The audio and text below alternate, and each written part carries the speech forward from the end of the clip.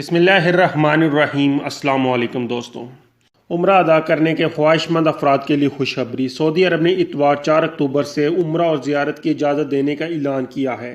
عمرہ مرحلہ وار بحال کیا جائے گا۔ اندرون ملک سے سعودی شہری اور مملکت میں مقیم غیر ملکیوں کو عمرہ اور زیارت کی اجازت دی جائے گی۔ سعودی پریس ایجنسی کے مطابق وزارت داخلہ کے عہدیداروں نے منگل کو بیان میں کہا ہے کہ دنیا بھر کے مسلمانوں کی جانب سے عمرے کی اجازت کی خواہش کی گئی ہے۔ اس لیے کرونا وائرس کی تازہ ترین صورتحال کے پیش نظر سعودی قیادت نے عمرہ اور زیارت کی مرحلہ وار اجازت دی ہے۔ کرونا وائرس سے بچاؤ کے لیے ضروری حفاظتی پابندیوں کے ساتھ عمرہ اور زیارت کیا جا سکے گا اور یہ اجازت مرحلہ وار ہوگی۔ عمرہ اور زیارت کی اجازت 4 مرحلوں میں دی جائے گی۔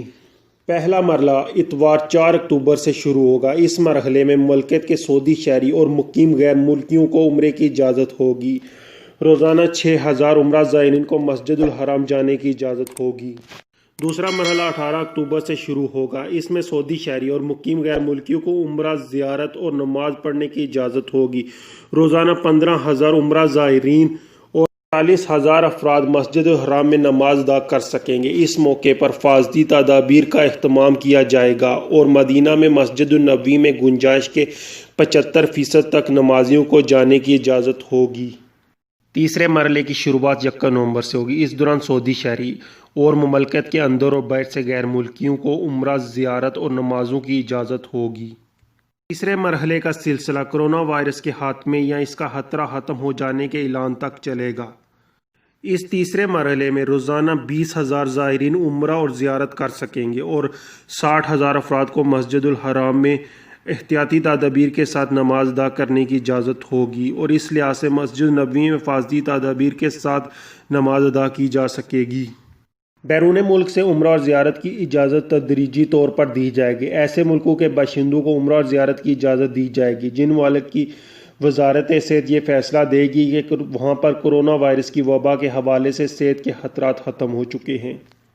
چوتھے مرحلے میں سعودی شہری اور سعودی عرب میں مقیم اور غیر ملکیوں کو 100% اجازت ہوگی، مگر یہ اجازت اس وقت دی جائے گی جب متعلقہ حکام وبا کے خاتمے کا اعلان کریں گے۔ وزارت حج و عمرہ نے کہا کہ اس سارے پروسیجر کے لیے وہ ایک ایپ لانچ کریں گے جس ایپ کا نام اتمرنا ایپ ہے۔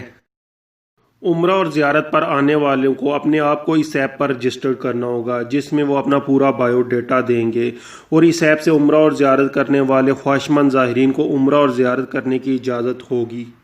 اس ایپ سے مقدس شہروں مکہ اور مدینہ میں عمرہ، زیارت اور نماز کے اوقات کو منظم کیا جائے گا اور اسی ایپ سے عمرہ اور زیارت کرنے والوں کو گھر سے بکنگ کرنی ہوگی اور بکنگ کی اجازت ملنے کی صورت میں وہ عمرے پر جا سکیں گے۔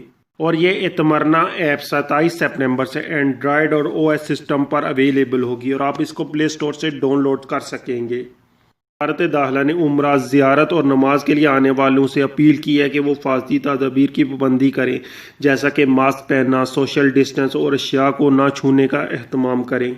وزارت داخلہ نے مزید کہا کہ اندرون اور بیرون مملکت سے آنے والے زائرین کو عمرہ، زیارت اور نماز کی محفوظ ادائیگی ہماری اولین ترجیح ہے۔ سعودی حکومت چاہتی ہے کہ تمام عبادتیں صحت کے خطرات سے پاک ماحول میں انجام دی جائیں۔